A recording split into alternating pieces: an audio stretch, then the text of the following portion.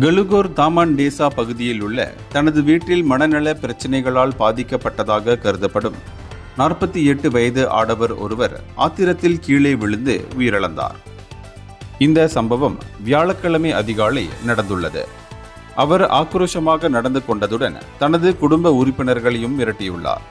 குடும்பத்தினர் அவரை சமாதானப்படுத்த முயன்றபோது அவர் கீழே விழுந்து விட்டார் என்று வடகிழக்கு மாவட்ட காவல்துறை தலைவர் ஏசிபி அப்துல் ரோசோக் முகமது கூறினார். அதிகாலை 3:58 மணியளவில் சம்பவ இடத்திற்கு வந்த காவல்துறையினர் சமையல் அறையில் அவர் சுயநினைவின்றி கிடப்பதை கண்டனர்.